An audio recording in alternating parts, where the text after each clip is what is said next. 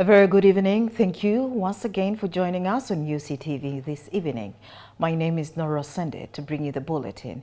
It is a Friday, the 3rd of October 2025. Thank you wherever you're watching us from.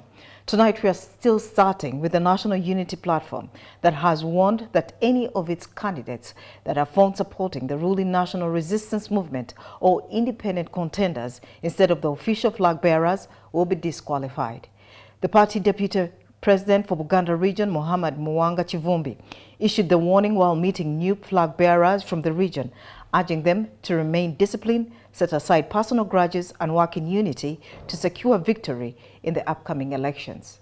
The reaction is predictable, reasonable and natural.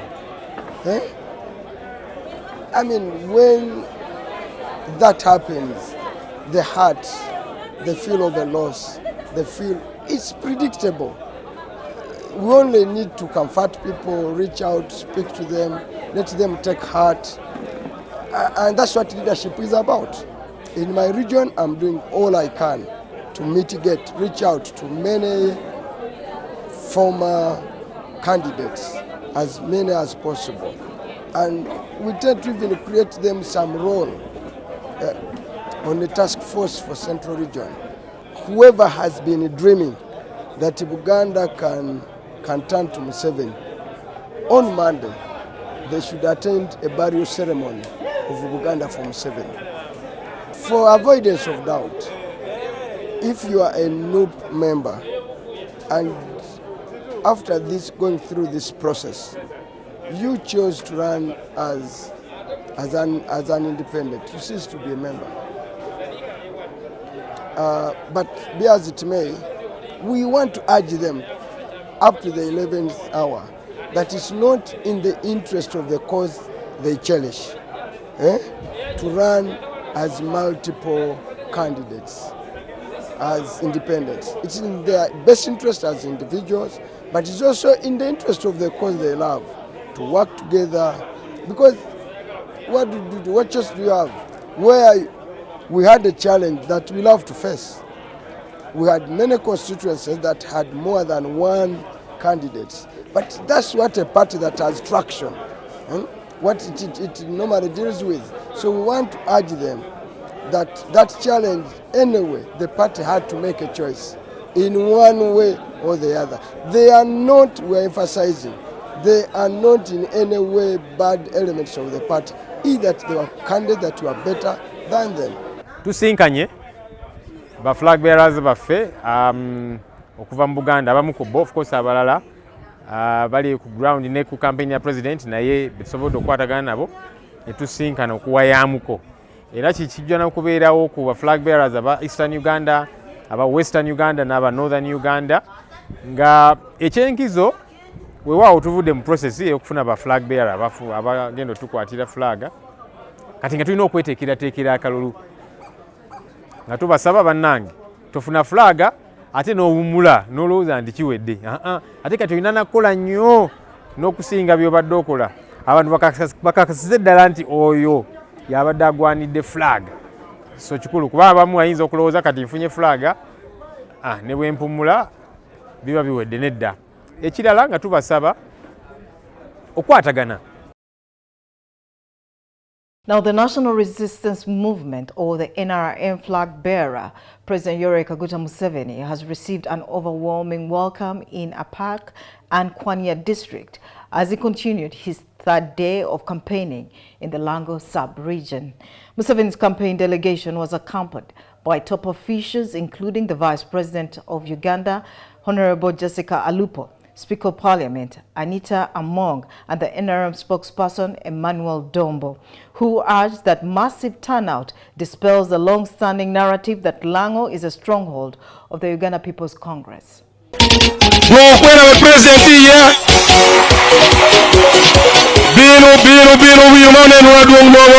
Your Excellency, as we always know, you have been our leader for quite a time. And this is because of your love and commitment to the NRM party and to the people of Uganda. You love us individually and collectively. You are our teacher, our mentor. You have taught us how to prioritize issues. You have taught us how to handle complex society matters. You have indicated that leaders should be social doctors. And indeed, Apache is one of the unique districts where Dr.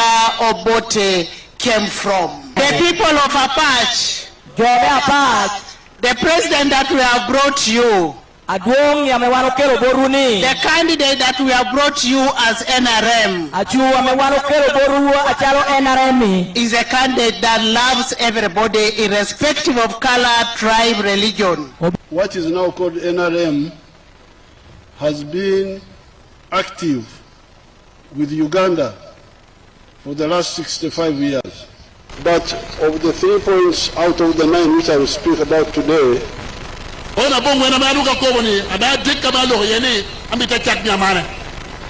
first one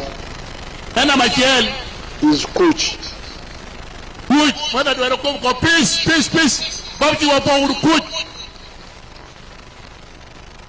Those who are old enough know the history of Uganda.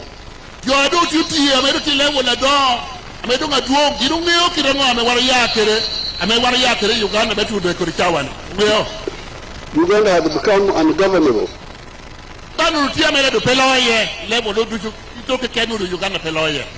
And there were reasons why that was so. Mainly because of sectarian politics.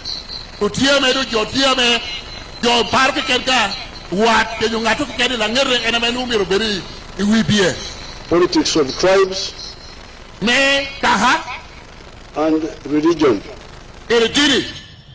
and also neglecting women. What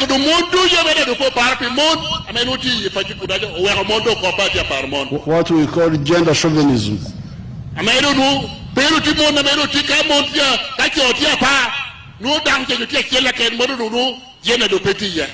So because of seeing that danger for us, we are for politics of unity.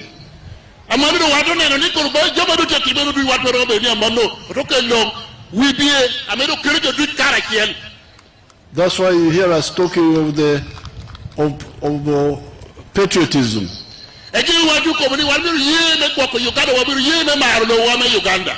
Love Uganda. Why? Because you need it. You need it for as a market for your products. And for security. Now, because of that, we have been able to build a strong army. First of all, a strong party.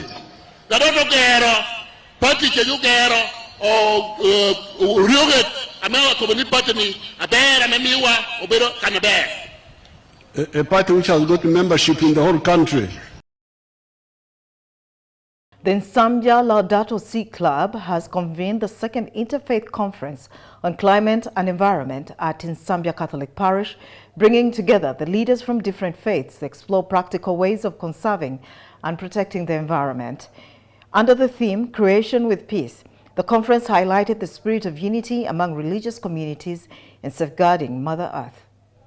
It is very important, the things that we're doing right now, but if we don't have the right laws and the policies in place, then after 10 years, we shall find ourselves still seated here doing the same thing, struggling to complete something, which is very important still. But if we are able to convince the government, to influence the line ministries, agencies, to change laws or to come out with policies, and it is entirely implemented. Okay, we promoted tree planting, and what we saw that trees take time to grow, and cutting them take less time. So we thought that we have to find an alternative to firewood and charcoal, because if we don't do that, the trees will not grow. The trees we are planting, the rate at which they are growing is very, very slow, but the rate at which they are being cut is high. So the only way to go is look at the alternative, and that is biogas. We have to embrace our unity in diversity to carry ahead the building and the nurturing of the human dignity. Because when environment is broken, when the ecosystem is crying, then the human dignity is compromised. This conference is very pertinent to what we do. One of the things we do is address those issues that affect all faith groups together. We stand together. Today we're standing together to address the environment. What is one family? It was emphasizing in the joy of others lies our own. In our Hinduism, we believe that Vasudhaiva Kutumbakam, one earth, one family. We all are the creation of God who lived on this earth, and we should have that mentality that we all are one family, whatever nationality, caste, color we belongs, but we are one. I have found this conference very exciting in a sense that we are addressing a very fundamental issue, environment, and how we are custodians of the environment. And not just custodians, but trustees of God. God has entrusted us to look after the environment.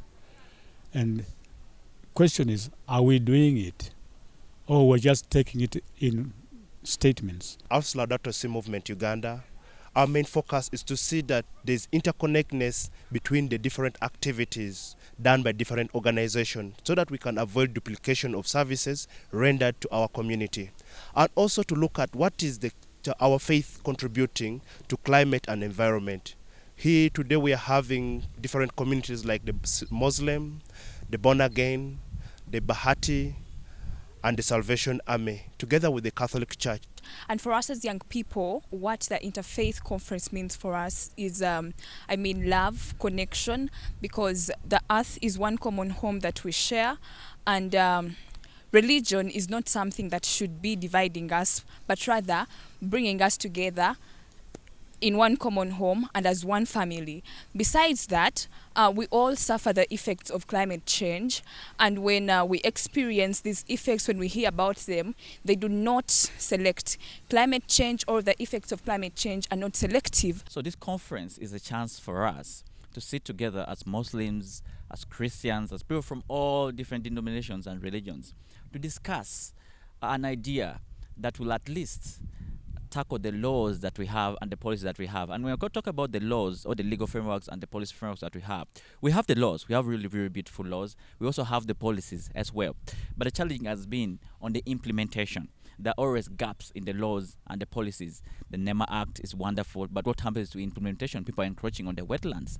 Talk about plastic waste management and waste management as in general. We are calling on the different faiths to this sacred call. We are calling it a sacred call because it has a spiritual implication to all of us. So we are both called, me and you, to see how do we put up our small legs. We have here what we called the Canticle of Creatures, which is telling us the beauty of living in harmony with creation, the beauty of living with the created world. When you look at the sun, when you look at the moon, when you look at the stars, when you look at the plant, that is your brother, that is your sister. We plant trees to help the nearby generation in order to conserve and keep our environment clean. Well, it's now time for Today in History.